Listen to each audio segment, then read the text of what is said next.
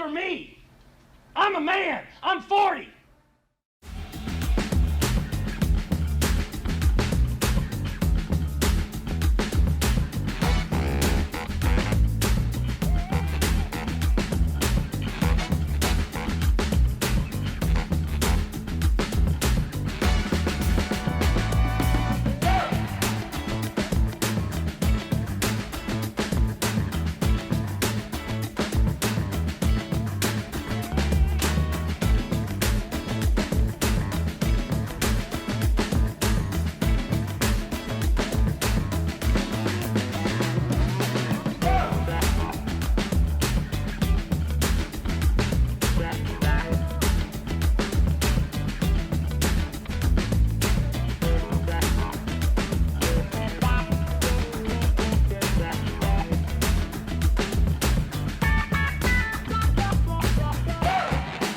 Hey, what's up, everybody? Welcome into a brand new episode of Moving the Goalposts. I'm joined here by guest host Nick Morgeson. Nick, how you doing? The Nick and Nick Show. Yeah. Oh, it's not like Mike and Mike back in the day, but I think we do just as good. But I'm happy to be here to help. Yeah. All right. Cool. So obviously we have, of course, I want to say you can follow us on you can find us on YouTube, youtube.com/GTB Network. You can follow where you can find all the Empty the Meds Network shows. You can find all of our podcasts at etbpodcast.com, and you can listen to this show, Moving the Goalposts, wherever you get your podcasts. Make sure to like and subscribe. And of course, we are presented by Playback. Watching sports is more fun with others, but we spend too much of our time watching alone. Playback is a virtual space where communities can stream live sports together with everyone perfectly synced up. Creators can hop on stage, deliver their own play-by-play analysis and commentary, and invite viewers up for a Q&A. Playback makes watching sports fully interactive and a social experience. From playing fantasy sports, repping your favorite players and teams, and watching with the commentators and communities you care about. Win or lose, sports are best enjoyed together. Join our community by going to playback.tv/ETB Network to find out more, including our live stream schedule. All right. And we have one tonight, right? Well, it was yesterday, according to this schedule. So, because we already did them, because it is Saturday. But we have one tonight, right? Yes. Knicks Pacers? Yes. Okay. So you can turn it into our Knicks Pacers at 7 o'clock. Yeah. All right. Oh, by the time the show comes out, I don't know. Yeah. So there is a lot to get to. Of course, the Knicks are up 2-0 versus Indiana. You made a face. I can tell you made a face. There's a lot. I know you're a Net fan. I'm a Knick fan. The shoe is kind of on the other foot. For a long time, it was the other way around. It was the Nets who were in the playoffs and the Knicks that were on the sidelines or in Cancun. We'll get to that later. Watching it all happen.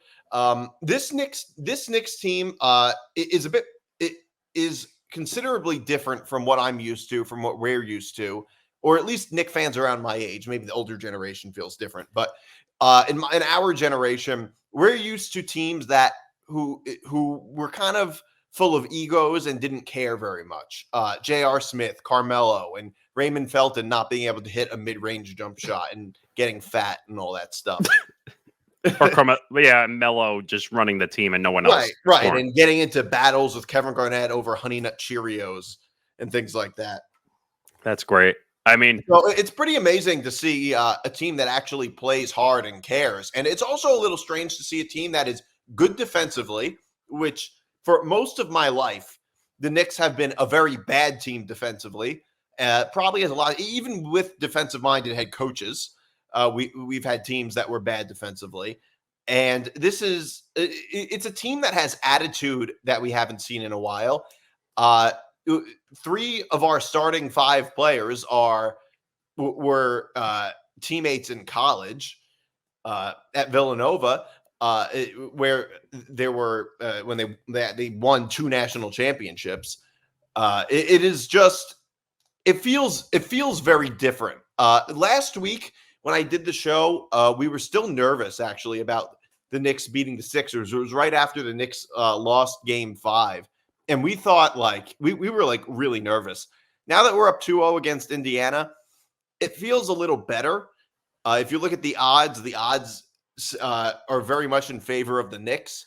But I don't know. I don't know how to feel about it just yet.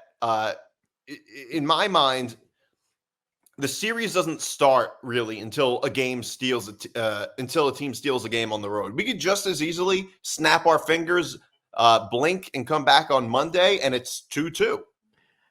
Right. I mean, it could be 2-2. I mean, you have other issues too. You have OG Anunoby, who's now out with a hamstring injury.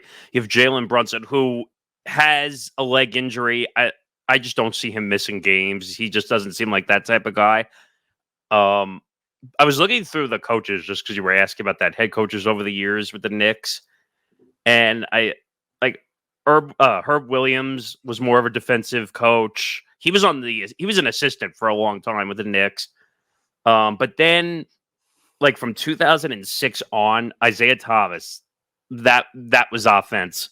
Mike D'Antoni, that was offense. Well, he's known for offense. I think he was shooting the first 8 seconds of the shot clock type of offense. Mike D'Antoni is kind of like, I guess I would think of him as like almost like the Chip Kelly or the Andy Reid of the NBA. Yeah, and then Mike Woodson, he's a little more defensive minded, but he was defense. And then Derek Fisher, who was a complete joke and failure of an experiment. He wasn't anything minded. Yeah, exactly. No, he was Matt Barnes' ex-wife minded. I was just going to say that. You beat me to it. Kurt Rambis, that was really, I don't know what that was. That was a failed experiment. Jeff Hornacek, who I forgot about. He was offense too. David Fizdale, that actually was a little more defense than offense, I would say. Mike Miller, who I didn't even know was coaching the Knicks.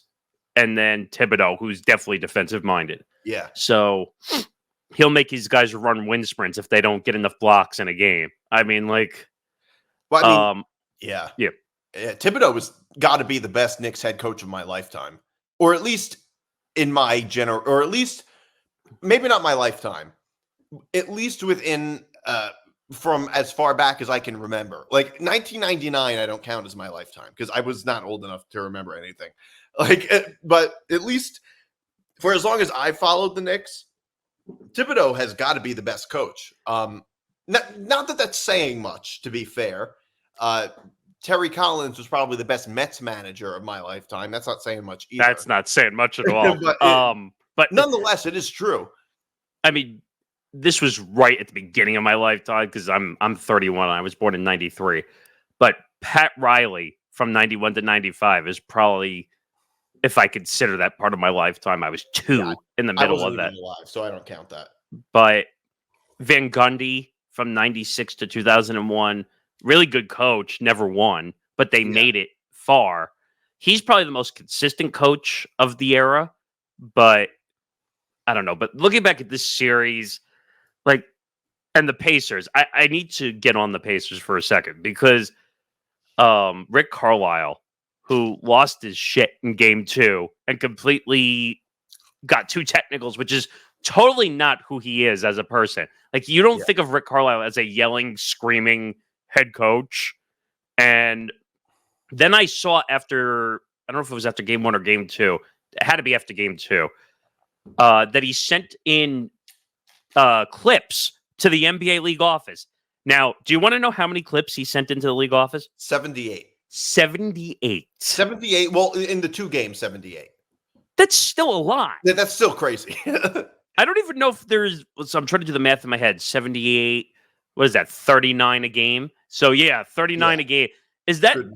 Are there even 39 fouls committed in a game, period? I mean, I don't know how many... I couldn't tell you off the top of my head, but how many plays are there in a single game? Like, it was bizarro. He must be really like nitpicky about this. I will say though that the officiating in the 2 games has not been great by any stretch of the imagination. They missed a kickball in game 2, which was totally not a kickball. There was, and what they claim was an illegal screen on Miles Turner, but you could claim anything. Any moving screen is illegal. because no one stays still on a moving screen ever.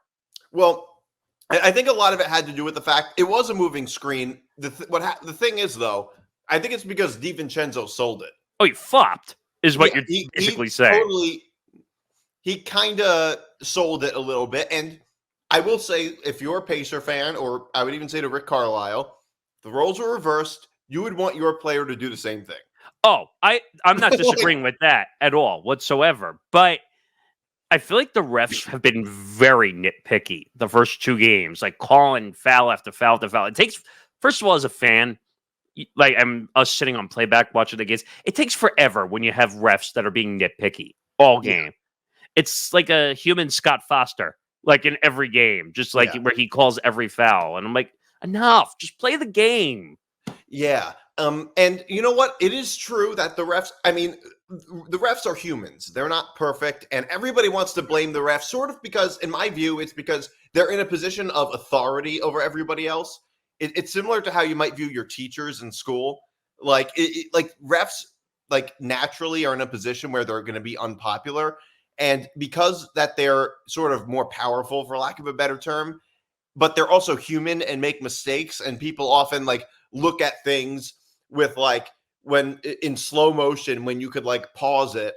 And then they're like, how can you miss that when it was happening like that? Like completely split second. In the world of replay. People hold refs to unrealistic standards. Oh, yeah. And the other thing Rick Carlisle said, which I thought was crazy, was he pulled the small market team card. Oh, he was give me a talking break. about how we didn't get a fair shot because we're a small market team, which Come on. is a weird argument to make because the West has 0 big markets. Right. I don't know if Dallas counts as a small market or not. In my mind, it's like a mid-level market. It's like a mid-level market. Minnesota, I would say, is a small market. Oh God, Minnesota's as small as can be. Small market. Denver is maybe a mid-market team, and Oklahoma City is without question a small market. They don't have a team in any other sport, and Minnesota, they're up 2-0. I mean, the West has 0 big markets. The Lakers could have easily beaten the Nuggets. There were 2 buzzer beaters, so it's not like so that was close. I mean, if it's a big market thing, they're not doing a very good job. If anything, in my view, I think part of the reason home court matters is because you tend to get more calls. Right. Calls tend to go your way more often when you're at home than when you're away. And the truth is that every team has gone through this. Every team, like everybody gets bad calls that go their way and bad calls that go against them.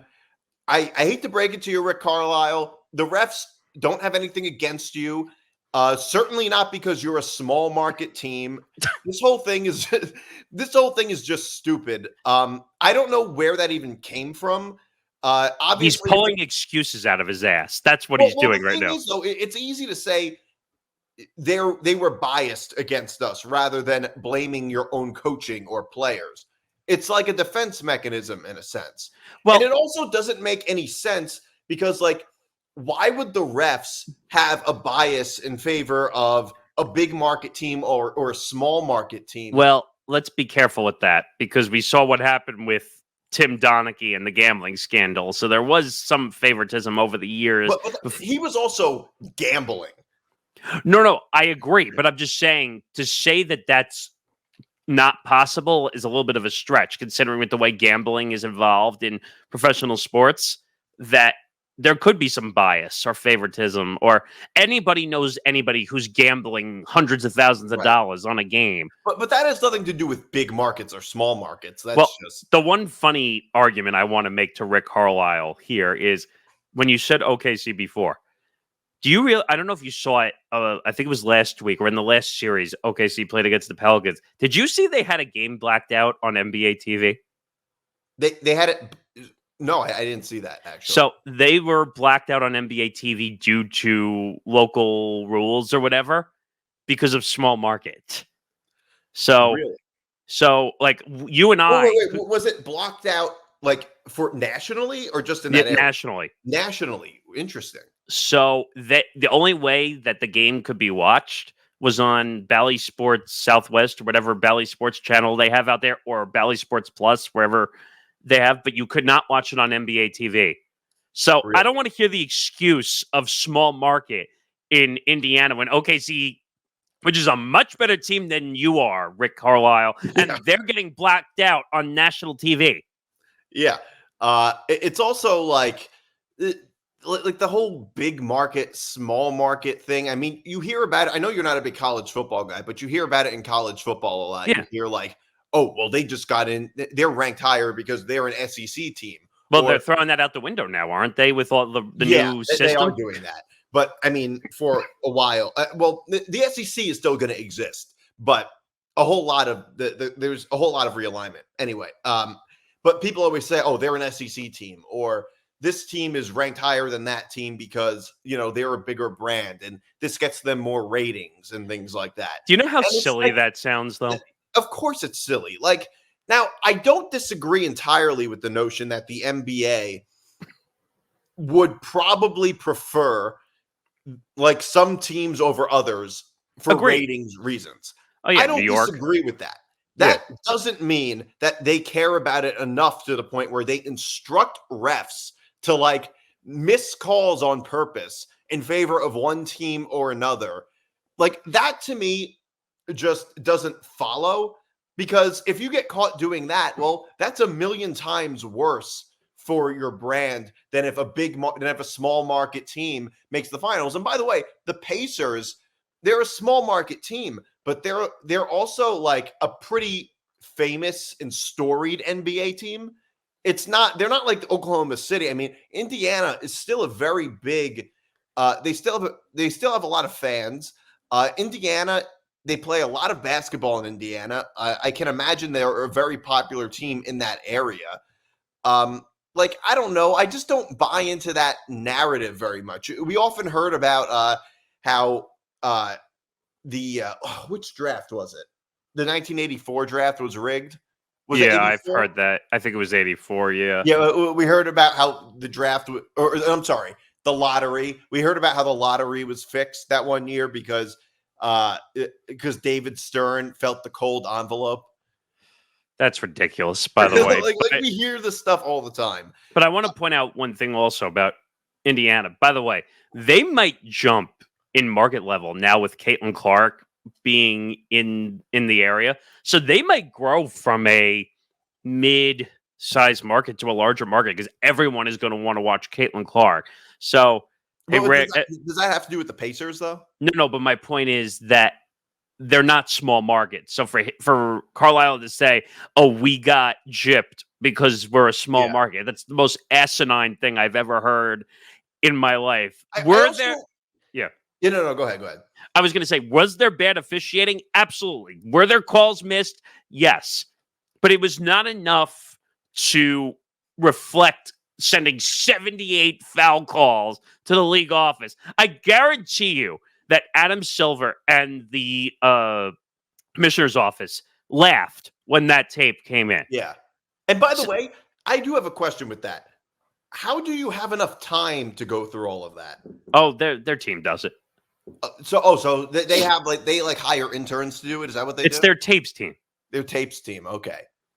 That's in any sport. They have a tapes team when they go through their video walkthrough and everything for everything.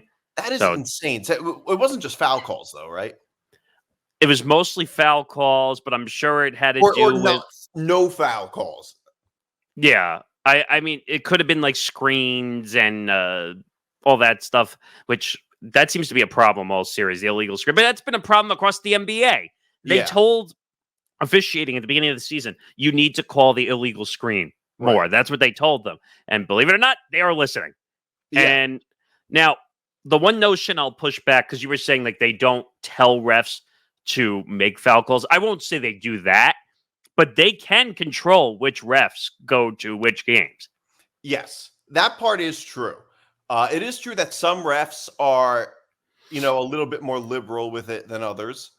Scott Foster. And to be fair, look, there's a certain amount of officiating, just like any rule, any sort of rule enforcement, including, the police, that will there's a certain amount of judgment involved. Like a cop might decide to give you a ticket or not based on like his own judgment.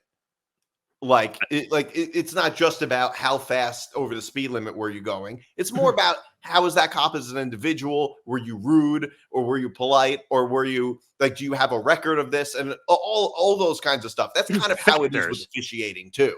Yeah, factors. In professional sports. There's all different factors involved. And I guess it's true that like the league could say like put different refs in those positions, but I don't think that like I am not personally that convinced that the NBA is in the bag for the Knicks to get to the finals. I mean, it would be good for ratings. Nowadays, in my view, I think it's not about big markets and small markets. It's more about players, like what players as individuals are on those teams. I mean, the Cavs were not Cleveland is not a big market, but LeBron kind of made them a big market for so many years. So they were a really big story and they were nationally relevant, even though they were a small market.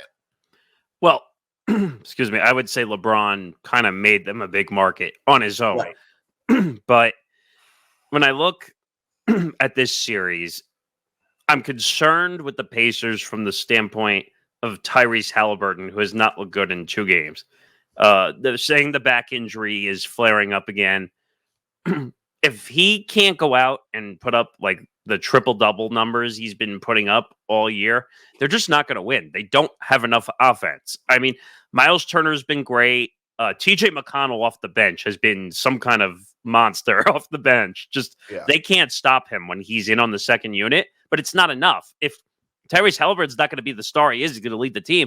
They just will not win. And in the 2 games, they were trading baskets. Like, they were not playing defense. You know, when you trade baskets, you're not going to win. So, right. I don't know. I don't think this is going to be a sweep. I think Indiana will win at least 1 game at home. But I see the Knicks stealing at least 3 or 4, one of them, and then going back and winning. I could see that happening. The thing is, you're viewing it from the perspective of Indiana and didn't think of looking at it from the perspective of the Knicks, which I think also has a whole lot of concern, probably with OG. More concern. Yeah, with OG and the injuries. Yeah. The injuries. I mean, the Knicks are dealing right now with a lot of injuries. Mitchell Robinson. Yeah. Mitchell Robinson, although he probably wasn't starting anyway. He's done for the playoffs, though. He's 6 to 8 weeks, at least from what I saw. It still could be a pretty big help. But not just that. I mean, Randall, I'm not even worried about Randall because he was out already. But OG Anunoby with his hamstring, he was only able to play 28 minutes. Brunson, I don't know what happened with him, but he had to be taken out. He missed the whole second quarter and then was brought back. The leg injury. Yeah. It was like his foot, apparently, or something like that. I'm not exactly sure what it was. And look, I mean, by the way, speaking of injuries, I was listening to Boomer and Gio the other day, and a guy called in and said that he thinks the Knicks are hiding something with Mitchell Robinson's injuries. And he said that he thinks that Mitchell Robinson has a bruised testicle. What? From the time that Joel Embiid kicked him. Oh, my God. A bruised nut. Oh, I think that guy was a nut. The thing silly. is, though, I would bet, I'm not a doctor or anything, but I would bet a lot of money that a bruised nut is easier to come back from than most foot injuries. Yeah. Foot injuries, especially when you're 7 feet tall, that's really tough to come back from. Well, you get the bigger guys in the NBA over the years, Shaq, Yao, those guys, they get foot injuries because it's hard for them to run because big men don't run very well. So, yeah, I mean, being 7 feet tall is like, I mean, people who are over 7 feet tall tend to not live as long. Like it's so much stress on your body. Look at Porzingis. Yeah, it seems like it. I mean, Yao Ming got injured and he just never recovered. He had a nice long career though. Yeah, but at the end, he just got injured and he just couldn't never run. recovered. Yeah, and big men tend to get injured a lot. And it's not just the injuries; it's also the very basic, obvious fact that the Knicks have no depth. It's true. I mean, They have no depth. bench. They have no bench, and that's the problem. I mean, and the thing is, I looked this up, and of all the teams left in the playoffs so far, the Knicks have the second fewest points off the bench. Other not than a surprise. Denver's the only team with fewer points off the bench than the Knicks. Yeah, and look where Denver is now. I mean, by the way, we'll get into that. Denver, I couldn't believe. I mean, we really thought Denver was that buzzsaw. So did I. And I mean my own words too. Because Paul and I on 3 and D said that we thought that series was going to be a wash, and it was not. And now the Timberwolves look like they might be a sneaky team heading towards the possible finals. Well, here's the thing. Here's what I'll say. Another thing about this series that also concerns me. And by the way, a lot of Knicks fans are really getting their hopes up a little too much. I don't want to hear "we want Boston" chants. And by the way, that is the most ridiculous thing. Played last night, we might not even get Boston. I mean, by the way, people were saying, "Oh, we're going to take Boston in 4," and I was like, "Shut up! Are you kidding me?" Yeah, but anyway, what I'll say is, basketball is not like football, where it's a one and done type of thing. Basketball series in the playoffs take a long time. Yeah, from one point in a series to another point could be ancient history, basically. When the Cavs won in 2016 and the Warriors blew a 3-1 lead, the series felt over at 3-1. It felt like there was no way the Cavs could have come back to win. And we all remember what ended up happening. And the point from like game 2 or something until game 7, that's a long time. That's more than 2 weeks. So, it might feel we might be in a high right now and we're up 2-0 and we have the momentum. It's like that's not necessarily going to last. Another thing is that you were right about Halliburton, that he's not healthy, and he's obviously not healthy. He has a back injury, and back injuries can be extremely difficult to come back from. It is worth noting, one of the points he put up 6. Game 1, he was terrible. He put up 6 points. Game 2, he put up like 34 points. So he wasn't really all that bad. The rest of the team did nothing. That's why they didn't win. Exactly. But you also have to consider the fact that given the Pacers have much better depth than the Knicks. I mean, just objectively speaking. They have much better depth, and something tells me that in a series that goes a long time, that gets stretched out, the Pacers very likely have a pretty big advantage over the Knicks, which is that they're a much smoother team. They're not as rough or as physical. They're not as banged up. I mean, and also the Knicks have been very good situationally. They've been really good in the fourth quarter, which we're not used to. But, it takes more than that. You can, the Giants, for instance, in football, were often a very good situational team. But, especially with Eli. Right. Now, Eli was a good playoff quarterback, but how many times did he make the playoffs? Did you make the playoffs with Eli? Not very much. I meant he was a great fourth quarter clutch quarterback. That's what I mean. But I mean, and by the way, that's a skill in and of itself, but you have to have more than that. You can't just be you can't just rely on Josh Hart hitting a big 3, because Josh Hart is also sometimes very erratic, and he takes the ball up too much, and he turns the ball over a lot. And misses free throws. Yeah, he misses free throws, which is the most frustrating thing to see from professional athletes. That, by the way, that's been the whole NBA playoffs. I think I've seen 100 missed free throws. It feels like. I'm not exaggerating that either, by the way. But the problem that the Knicks are going to have also is, say that Jalen Brunson goes down with a serious injury. What do? You're relying on Jalen Brunson to run this whole team, to have 10, 12 assists a game, to put up 35, 40 points a game. What happens if that injury becomes serious and he can't play? You're screwed. Yeah. I mean, and I will say this too. To be fair, you can say that about almost anybody. Right, but they run the team. They run the team through him, though. Well, because he's the point guard. He's the star point guard. I mean, look, the injuries thing is a real concern. And it's not just that; it's also the fact that Anunoby was injured with with something with his hamstring. I don't know what it was exactly. But apparently it was a hamstring thing. I don't even know if he's going to play these next 2 games. They said Adrian Wojnarowski from ESPN said he's probably out game 4 also. Okay. I mean, I think that might be smart. Right, but if he doesn't play, I think they're screwed too. Like, they might be screwed. I mean, maybe he can come back game 5. I don't know how it's going to look. I mean, the one great thing about winning the first 2 games is you can't be eliminated by any stretch whatsoever. So even if you lose both games in Indiana, it's like a fresh slate, like when you start at the beginning of the series. Yeah, the problem is, though, you were up 2-0. Now it's 2-2. Like, I don't think the Knicks want to I don't think they're willing to throw in the towel those 2 games either. No, I think they're going to end up winning one of those games. It's going to be gritty. It's going to be hard fought.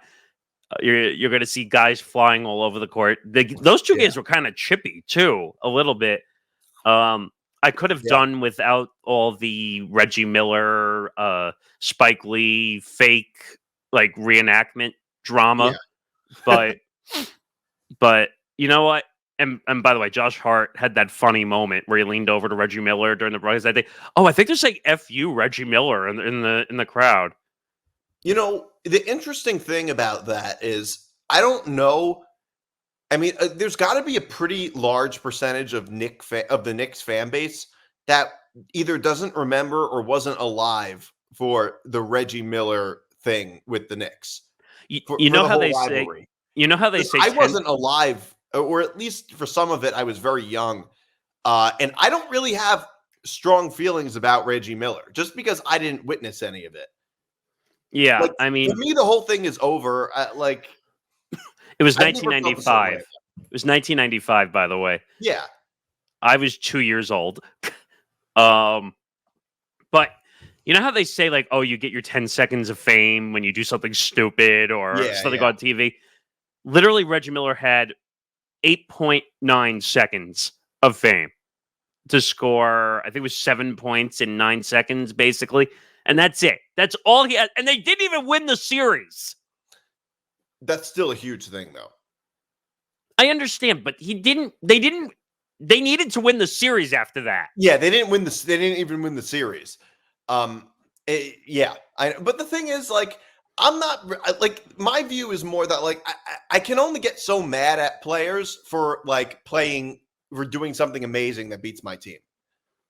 Right. No, I get that. Beat us. Like, it's more players that like are dirty or start actual beefs that I don't like. Like Embiid, I don't like Embiid because he's a dirty player. So I'll give you an old-fashioned. Well, it's not really old-fashioned because it happened when we were younger, but Ron Artest. Yeah. Who caused the whole... Peace. Right. Meta World Peace, or whatever he calls himself now. When he started the brawl with the Malice at the Palace, a lot of people will say that's Ben Wallace that started it. It was Meta World Peace who started that whole thing. Yeah. But so you wouldn't like him by any means, then, right? If I no, I probably wouldn't. I mean, if I was, if he started that with the Knicks, then no, certainly that makes sense. I mean, I don't really feel any way about Meta World Peace in particular. He was actually on the Knicks for a little bit. I do remember that. Oh. It was after he changed his name to Meta World Peace. The least peaceful player in the NBA changed his name to Meta World Peace. I mean, I'll give you another example. It's not NBA, but Chad Ochocinco is another one. Let me just change my name to Ochocinco because I like the numbers so much. Well, because he wore number 85. Except in Spanish, it's not actually Ochocinco. It's that Ochocinco is just the digits. Right. Exactly. That's not how you actually say it in Spanish. Right. But I'm just saying, like, those guys, like, they don't care if they win. They don't care. They like the vitriol. They like the drama. They like to entertain people and get seen by eyeballs. Yeah. Yeah. And of course, they have to show everybody. They show, Melo, Patrick Ewing, and John Starks on the sidelines, in the crowd, and they show all the celebrities. and all that, because the Knicks have a lot of celebrity fans, I guess. Well, the Knicks and the Lakers, they're really the only ones. By the way, and I'll give you one more side note, and then we could do some other stuff. But did you see what Charles Oakley said? Oakley or Barkley? No, Oakley. Oakley? No. What did he say? That he came out on Mark Jackson's podcast and said he thinks Jalen Brunson is now better all time than Patrick Ewing. Like as a Knick or like as a player? As a Knick. As a Knick, no, because he has the most ridiculous statement I ever heard in my life. At least not yet. Honestly, the most shocking thing to me about what you just said is that Mark Jackson has a podcast. Oh no, that was fairly recent because he was part of the layoffs at ESPN, but which is stupid because him and Van Gundy were laid off by ESPN. Yeah, and that was one of the greatest booths of all time with Mike Breen. But well, then they had Doc Rivers, and then Doc Rivers took the job with Milwaukee and failed again. Yeah. Well, what else is new? But I don't know. What was my point there? Oh, that basically Charles Oakley would say, "Oh, Jalen Brunson's better than Patrick Ewing now for all the stuff he's done." Like, can we slow the roll a little bit? Yeah, let's not put that much pressure on him. It's only his second year on the team. His first year wasn't exactly great by any means. No, his first year, last year, he was an all-star. No, I know he was an all-star, but it's nothing like this year. No, not like this year. And no, he's been great. I mean, look, he's the team. He's essentially the engine to the Knicks, which is the car. Like, agree. Yeah, that makes sense. That's basically what he is. He's the engine, and he's been much better than I thought he would be. Brunson. I remember when we signed Brunson. When we initially signed Brunson from the Mavericks, I didn't like that move. Well, I feel so stupid now. Originally, the Mavs were trying to go after tampering because the Knicks were having that conversation before they were supposed to. Yeah, which I hate the whole tampering thing in general because it's stupid. But you know what? They needed a point guard in the worst way. They probably overpaid a little bit, but it's working out for them now, so you can't complain as a Knicks fan. Yeah, I mean, I don't care that much about them overpaying. I mean, well, they overpay for everybody. I mean, look, if you were to tell me that this is the Brunson we were going to get for the amount of money they paid, I'd be like, oh, I'm sign me up right away. And I'm looking that up because I don't even remember his. Okay, 4 years, $104 million. Okay, so it's like 28 a year or something like that. 26 a year or 26. Yeah. Well, on average, 26 a year. It starts off lower and then goes up. That's actually not bad. No, it's not bad at all. I mean, Klay Thompson is extremely. What's Klay Thompson's contract? I'm sure he's paid way more. That's just an example. And Klay Thompson has been relegated to the bench for most of this past season. Let's see. So he's making 20 to 25 million a year? No, that can't be right. No, he's making more than that. All right, here we go. He willingly took a pay cut or something. All right, so he made $43 million this year, and for the second half of the year, he was a bench guy in the second unit. Yeah. So when it comes to overpaying, it's like, did we really overpay for Brunson so far from the production that we got? I would say no. No. That's not an overpay. I mean, like it was better honestly, he's been better than I could have even imagined him to be. Like, so I'm just looking at cap. I can't get mad at that. I'm looking at cap. Klay Thompson took up almost 32% of the cap. Yeah, like that's overpaying. But like with Brunson, I don't see how that's really overpaying. So basically, the point that I'm trying to make, the long-winded point that I'm trying to make to Knicks fans is, don't get your hopes up too much. Don't touch the money. It's still a long series. We're 2-0, winning 2 games at home. One of them we got very lucky to win. And you just don't know how this is going to go. And in the long haul, the Pacers might be the team with the advantage in terms of just durability. And the fact that they have much better depth than the Knicks do. I mean, I'll finish it off with a cliche, though, because this is literally what this series is. It's a marathon, not a sprint. Yeah, and every NBA series is pretty much, except this one. It seems like the Timberwolves, they're up 2-0. This looks a lot like so basically, remember everybody was talking like it reminds me a little bit even like one thing I noticed about sports and sports media and fans is that narratives build up and then get torn down. It's so true. Like the narrative at one point was the Ravens are the team to beat in the NFL this year. The Ravens were the best team ever for a couple of months, and then they lost to the Chiefs. And and Lamar Jackson's a choker, and the Ravens can't win the playoffs, and the narrative just gets bulldozed. It was the same thing this year with the Nuggets, where you heard like some people, Mike Greenberg, he's the one who said it. He gets me so mad lately, and he even suggested that the Lakers lose on purpose so they don't have to face the Nuggets. Frankly, the Lakers could have easily beaten the Nuggets that series. It was a 5-game series, but we're talking about seeding, though. We're talking about seeding. Lose a game, push yourself down a seed so you don't have to face the Nuggets. What happens if you lose the game, though, after that? Right. It's just ridiculous. The point is that the narrative in the media and amongst NBA fans in general around the Nuggets was they are the team to beat. Largely because of Jokic, and Jokic won MVP again. I mean, he didn't win MVP. He won MVP like very recently, but the 3 out of the last 4 seasons. Right, but we kind of knew he was going to win it, and then the Timberwolves show up and they just bulldoze that whole narrative, and it's all about them now. By the way, Rudy Gobert missed one of those games. Well, right, because he's the birth of his child. Yeah, a dickhead.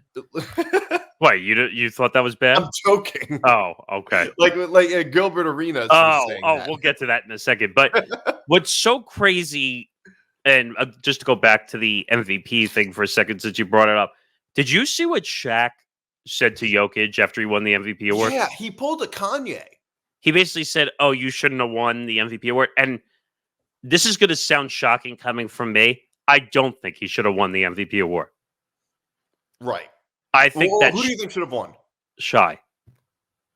All right, fair enough. Because think about that incredible consecutive streak, 48 games in a row of 30-plus points during the season. That's an incredible streak. And by the way, he played with less than what Jokic played with. The one thing I'll say about, I mean, I was more of an advocate of Embiid winning, although he wasn't eligible. Well, here's what I'll say about that. I mean, look, I am not a person who cares that much about awards in sports. I usually don't. Mainly because players on my team never really get them. And it's just sort of like, is the MVP really, is it literally the MVP, or is it more like, well, we gave it to this guy last year, we can't give it to him again. It's not really the MVP in its literal sense. It's funny you brought that up because I don't know who I was talking to, someone from our network. We were talking about voter fatigue. And basically that Jokic has won the award 3 out of 4 times. He probably should have won it 4 in a row, to be quite honest. But right, it was they didn't want to give it to him 3 years in a row. Probably because Michael Jordan was the only one to do it. They wanted Michael Jordan to have that title. See, this is the problem I have. You and I can go to town on the sports media forever. But the sports media needs to get out of the narrative that they can't give somebody an award just because someone's going to break a record for doing it. Like, it's the most ridiculous thing ever. Right. Or so like, oh, we can't give an award. We can't give this person. I mean, look, the NBA, how many years in a row would LeBron have won MVP if they meant MVP? Probably almost every year, to be honest. For a while. Except for the last 3 to 4 years. Won MVP. And the reason Kobe won MVP that year was largely because he didn't win one before. Agreed. And he had to win one at some point. Like, I don't know. Has Shaq ever won a regular season MVP? Yes, he has. I think it was in 2000, but I could be wrong about that. Well, that was a good year to win an MVP because that was probably their most dominant team. I think he won in 2000. You could double check me on that. I'll check. But good. Yeah, and I was just saying, it's like in football, for instance. Who's going to win MVP? I mean, most of the time, the literal most valuable player in the league is a quarterback. Agreed. You can't only give it to quarterbacks. Like, the NFL understands this. So that's why I generally don't care about it. So regardless of your opinion on who should have won MVP or not, saying that to him directly after winning it was bizarre. Is really weird. Like, I don't think you should have won it. Like, it's a bizarre thing to say when you're talking to the winner of the award right after it happens. Like, oh, well, you shouldn't have won. And I'm like, wait, what? And as much as I agree with Shaq, I would never say it to his face. Right. Like, I don't know. He won. Like, wouldn't you just say congratulations on winning? Like, it's. I get that Shaq and Chuck and those guys, like, that's their MO, where they act out and they do silly things and they have loud opinions. But, like, come on, dude. Like, let the guy have the moment.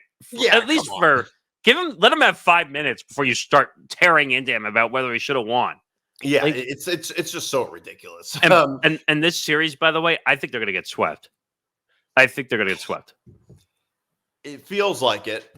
But they're one of the best home teams in the NBA this year, the Timberwolves. Yeah. The Timberwolves, they're also the best defensive team. And they're a very well coached team. They have a lot of good players. I like Finch. He's been a really good coach. Yeah. And their Anthony Edwards is being compared to Michael Jordan. All right. Let's slow the roll on that a little bit. Though. Just objectively speaking, he's being compared to Michael Jordan.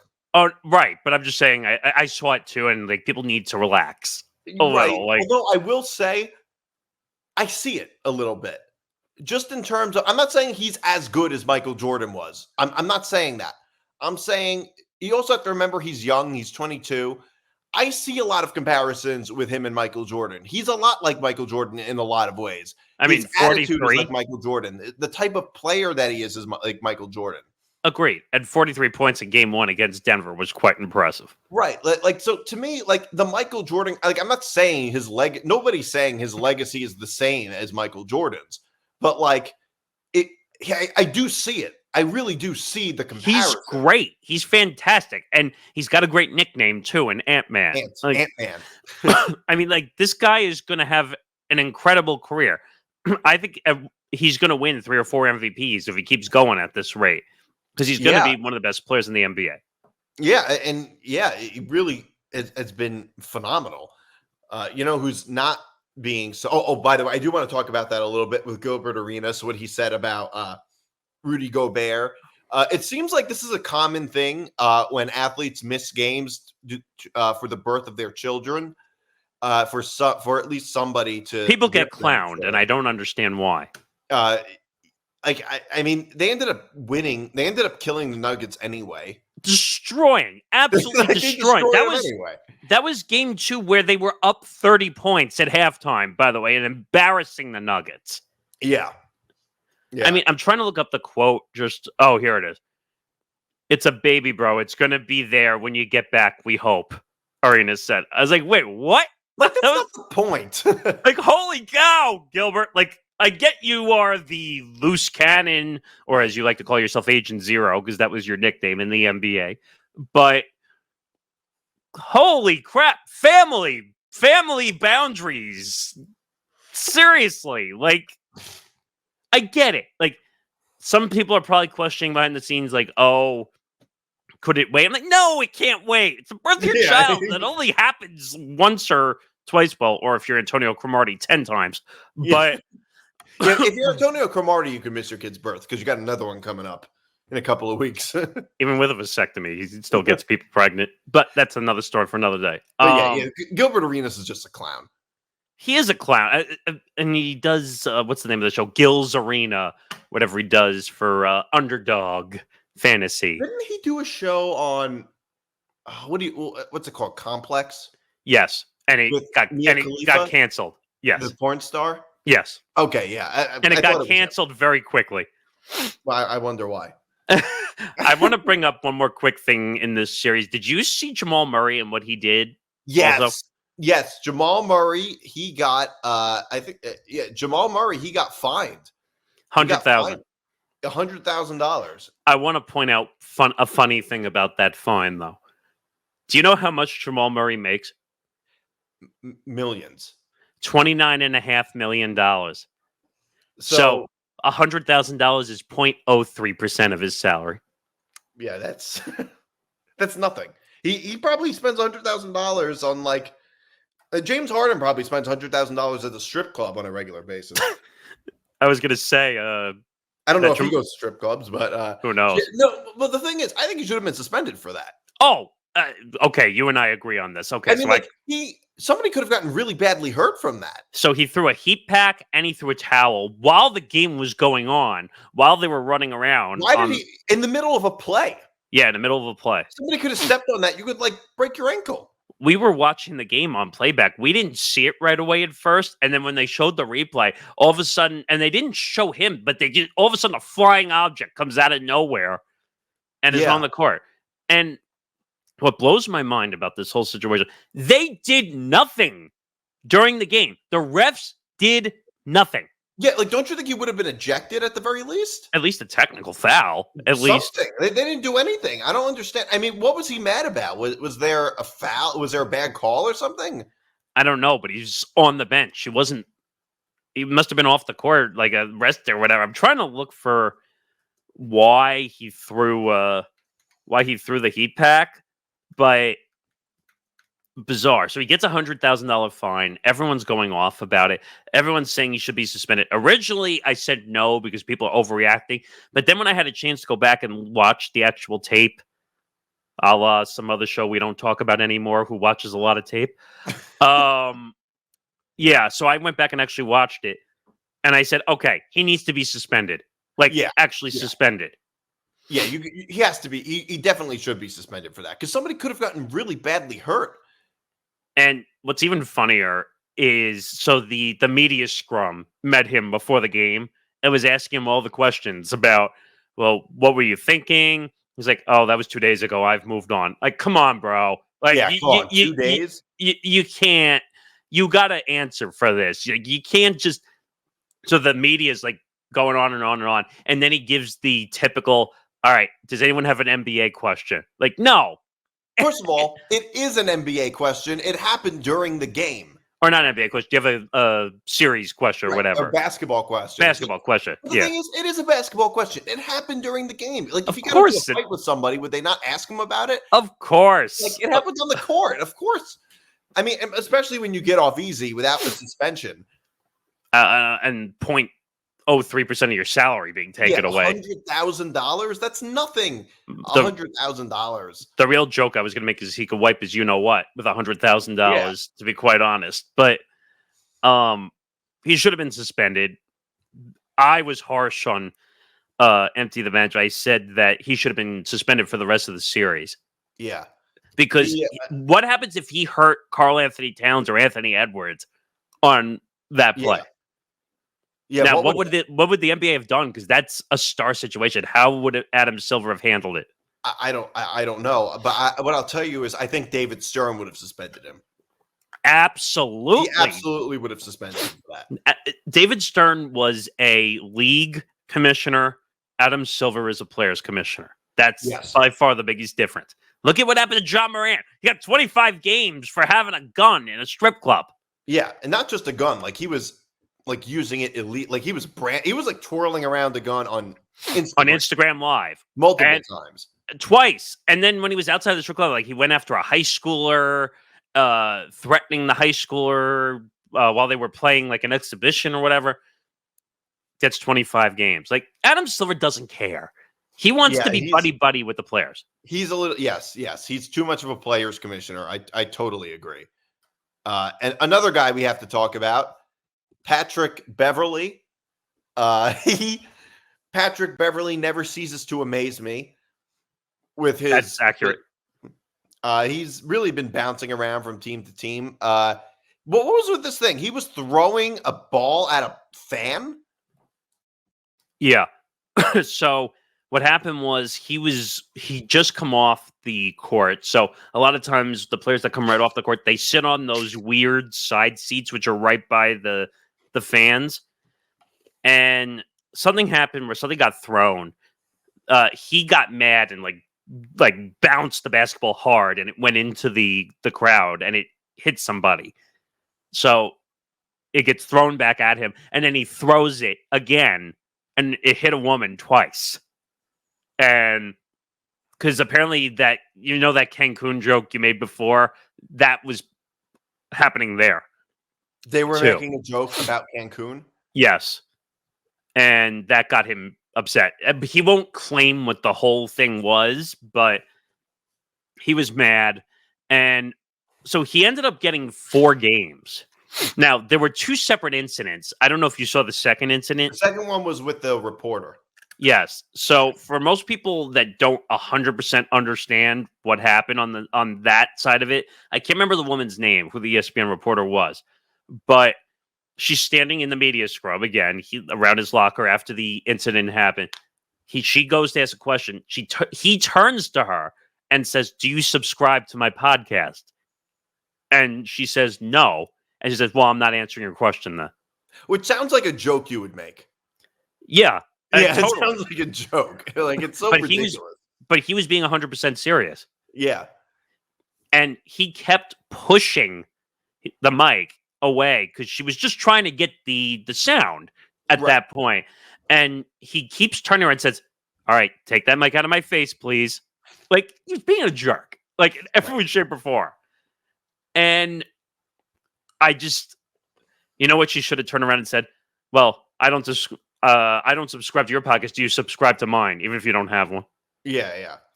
But it's like, I don't understand this whole trend of athletes sometimes being so disrespectful to reporters who are just trying to do their jobs. It's a weird tough thing. job, by the way. Right. It is. I mean, yeah, asking questions is not an easy thing. Like, you're in like this mosh pit of other reporters, and you got to like box out just to get a question. Unless you're a league partner, which, by the way, that's part of the reason why he got 4 games instead of 2, because he offended ESPN, which is a partner of the NBA. Yeah. This reminds me a little bit of Marshawn Lynch. When I'm here so I don't get fined. Yeah, I'm here so I don't get fined, and him refusing to talk to the media. It's like, what people don't always understand about talking to the media is that athletes are contractually obligated to speak to the media. You're 100% right. Yep. And the reason is because that's a big part of how the NFL, or in this case, the NBA, makes money, is partners with the media. And these reporters have to do their jobs. You're contractually obligated to sit in an interview, to just answer questions. It's not that difficult. I mean, it's not that hard to answer questions just even if it's a stupid question, you can answer the question. Like, it's not that, like, he can't obey that part of his contract that says, okay, you have to sit through these interviews. Like, it's just so ridiculous. The one debate I'll make, and you started to bring it up, which was stupid questions, and that's a problem sometimes because people have power that they shouldn't have sometimes as a reporter, and when they ask dumb questions. Now, if you do something stupid as an athlete, you have to own it. Right. And Pat Bev was not really willing to own it 100%. Well, let me take that back. He did own it partially after the fact. But and apparently he called up the reporter and apologized. If I'm that reporter, I'd say F you, and I'm not. I don't want anything to do with you. But he's got a podcast. We are in the world now where you don't need the media 100% anymore. These guys go on their own podcast and do what they want. Yeah. And so Pat Bev has got a podcast with Barstool Sports. And that's what he does, and that actually makes it's a perfect platform for him because he can be a clown show on Barstool, and no one can yell at him for it. Right. Draymond Green has a podcast. Yeah, on the Volume. Colin Cowherd's network. By the way, I do have a Colin Cowherd thing I want to talk about. Oh, I think you know what I'm talking He's like my favorite too, but Just to finish on this, which is, I don't think his podcast is good by any means. Like it's okay, but it's not great. Pepev needs to focus on basketball and stop with the nonsense. Yeah. And he got suspended 4 games, and who's going to want to touch him at this point? Yeah, he was obviously just being a jerk. Speaking of Colin Cowherd, did you see this feud he's having with JJ Reddick? I did. So he's ripping JJ Reddick for wearing a backwards hat on a podcast because he's being interviewed for NBA head coaching job. For NBA head coaching positions. I mean, Colin Cowherd is really milking this whole backwards hat thing. Now, it is worth noting that when Caleb Williams was shown with painted fingernails, I saw that, a pink phone case, he was talking about how it's like not a big deal at all and doesn't matter. It's like, so a backwards hat is a problem, but not the painted fingernails? Like what? Like, you know what? You know what? This is typical out of the Colin Cowherd playbook. And let me be very clear. He's one of the first guys I grew up watching and I liked because he was very outside the box. But there are times when he picks the weirdest moments to talk about certain stories. Yeah. And a backwards hat on JJ Reddick, even though I like that he goes outside the box and does these weird things. But sometimes you're just like, come on, dude. Like, it's not worth it. Just leave it alone. Like a backwards hat. He didn't show up to the interview with a backwards hat. He showed up on a podcast with a backwards hat. First of all, there's no etiquette for podcasts anymore. Let's just be real. Yeah, I'm wearing an undershirt. Yeah, who cares? That's the whole fun of doing podcasts. You're not in a radio environment. You don't have to wear. Trust me, I did that for 4 years, and I mean, we didn't really have much of a dress code there. But my point is, this is such a weird story. And first of all, I don't think JJ, I think this is all posturing by JJ. I don't think he's going to take a head coaching job. Look at all the stuff that he has right now. Why the hell would he give that up? He's like a TV star now on ESPN. Why would he give that up? He's on First Take. He's got his own podcast production network. I forgot what it's called. He's got the podcast with LeBron James now, Mind the Game. He's doing so well. He's got stuff with DraftKings. Like, why mess with NBA head coaching? Yeah, I wouldn't want to unless I really was passionate about coaching. But I don't know if he is. I mean, personally, I think I would just want to enjoy myself doing podcasting and making experiences on First Take. And by the way, doing TV is a million times easier than like being a head coach. Like, and Reddick responded, by the way. Did you see? What did he say? So Reddick responded to Cowherd's take with LOL, while LeBron chimed in with pictures of NBA coaches and executives wearing their hats backwards. Yeah, it's like. So, and by the way, I like that people go back and forth. People like get mad when there's feuds, like in media. Yeah. That makes it better. Like that's the fun part of media. Like, this whole straight line narrative stinks. Yeah, and I enjoy feuds between different individuals in sports media. It's always interesting. It always keeps things interesting. For sure. I do want to talk about this a little bit. The Tom Brady roast. So it was Netflix paid him like $50 million. Oh, I didn't know it was that much. It was like, I think it was something like 50 million. It was an insane amount of money. They're like, okay, we're going to pay you tens of millions of dollars to make fun of you. So money you don't need, basically. Yeah, money you don't need for. There were some funny moments though at that roast. I mean, there were comedians there. No, but I'm saying like real fun moments, like not the fake roast moments. But I mean, they had Tony Hinchcliffe on. He was the best. He was nailed that. I think he was the last one. Tony Hinchcliffe it was famous enough to have him on. I think it was more because it was in LA, because all comedians were there for Netflix is a joke, whatever that thing that they have. So that commenced that same week as the roast. So, by the way, oh my God, Nikki Glaser nailed it big time. But apparently she went on Stern the day after in the morning and said, I couldn't tell my joke about his kid.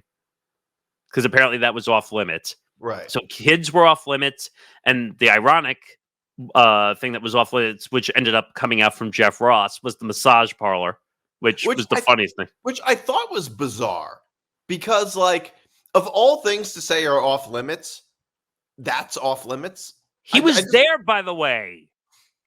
Yeah, like, I don't know. I thought that was a little weird that, like, you couldn't tell any joke about Robert Kraft's happy ending. Like, I don't know. He was there too. Look, the thing is, the comics were everybody was told the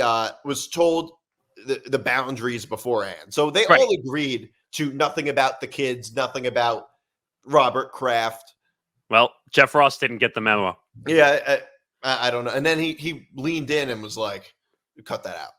Well, some people are saying that was supposedly like play along ish. It wasn't meant to be serious. Like he just made it look like it was serious. No, but Jeff Ross looked like he took it seriously. Right, but some people are saying that he was just doing that to play along a little bit to make it look like he was upset. I think it was real.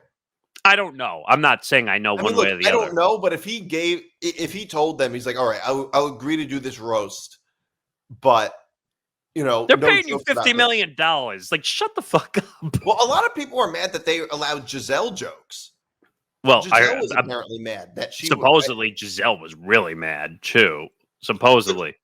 First of all, to me, it's like if you're a famous person, you went through a very public divorce, you were not involved in this at all. It is kind of ridiculous to think that to be mad at being made fun of. I mean, it's part of Brady's life for a significant period of time. Everyone in a roast, everyone goes after the ex.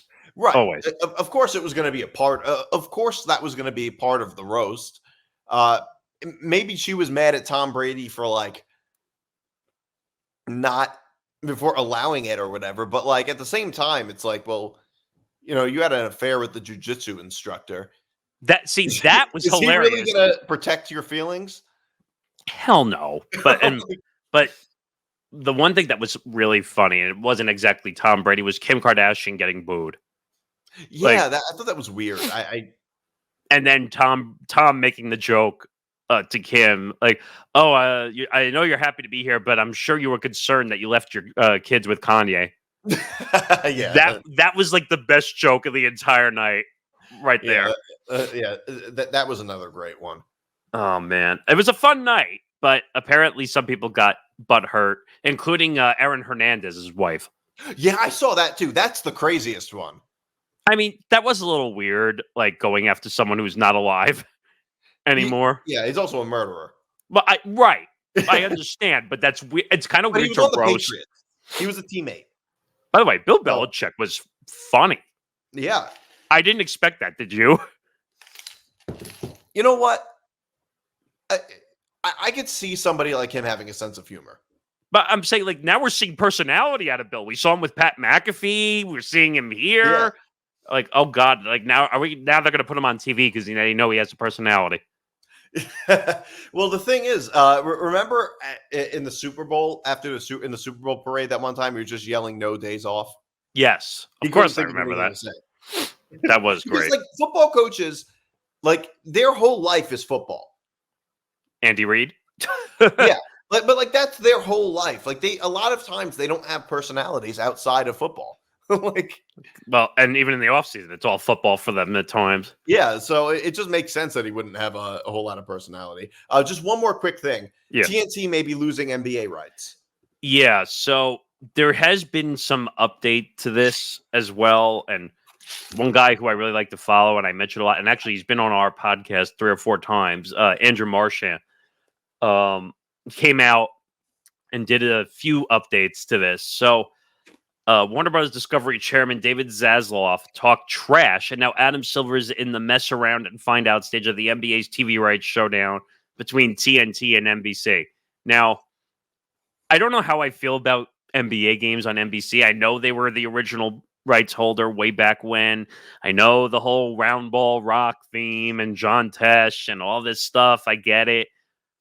But I just don't know. I feel like TNT is desperate and needs the NBA in the worst way. Well, that's not what their CEO said. Was it their CEO? Who was it? David Zasloff. He's the chairman of Warner Brothers Discovery. Okay, so he said, "Oh, well, we don't need." He said that they didn't. I don't believe that. I think that's a negotiating tactic, really, to be honest. But does that mean that we just won't have Inside the NBA anymore? No, it'll end up somewhere. Now, here's the interesting wrinkle to it. Ernie Johnson came out and said he's not leaving Warner Brothers Discovery or Turner, even if Inside the NBA, all the other guys leave and go somewhere else. Interesting. So that's an interesting, because he still has March Madness, he has baseball, and I'm sure they'll find other stuff that he can probably do. But that would be interesting. I don't know who would host with those other guys. Now, the wrinkles in those contracts. So Barkley, Kenny Smith, and Shaq signed huge contracts before this came up. But Charles went on the Dan Patrick show and said that he's got a rights opt-out, meaning that if they lose the rights, he's allowed to opt out at any time whatsoever. So I think they're all going to end up opting out. If TNT loses it, but they can still have the pregame and postgame, right? Yeah, but if you have no NBA content, what are you going to do a pre and postgame for? Well, they have pregame and postgame. Well, there's a lot of times when, say, like the Knicks are not playing on MSG and they have a pregame on MSG. Right, but that's a little different because it's local, because they're the local channel for the Knicks. TNT but is it not be the same. But it's the same thing, right? Not really, because TNT was covering. I'll give you an example. In football, on Sundays, ESPN, they have pre-games.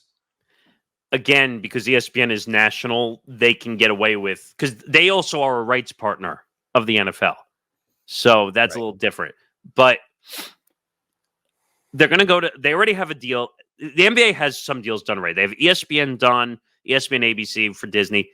They have Amazon, which is now in the mix, and the number leaked for Amazon. It's $1.8 billion a year for 11 years, which is a huge amount of money. Yeah. Huge. And then whatever else they do, whether it's TNT or NBC, they're going to duke it out to the end. But I think TNT has a rights match also. So if NBC comes over the top and says, we're going to offer $2.8 billion, TNT has the right to match the offer. Right. I think TNT is going to come out and basically say, all right, we pulled our shit with the negotiating. We're going to take it back. It's, I was talking to Tom about this on our podcast. Do you remember in SpongeBob, I use this example all the time for this. I don't need it. The water when he's old. And he goes, I need it. That's going to be David Zasloff at one point. He's going to say, I don't need it. And then when the stock price drops like 20, 30%, and he's going to have to answer the shareholders, he's like, oh, wait, I need to pay for that. Yeah. And that's how it's going to end. Yeah, pretty much. So that's how it goes. All right. So, all right. Thanks for tuning in, everybody. You can follow us on youtube.com/ETB Network, ETBpodcast.com. You can follow me on Twitter at Nick DiMart. You can follow Nick Morgeson at N Morgeson Radio. So I'll be back next week.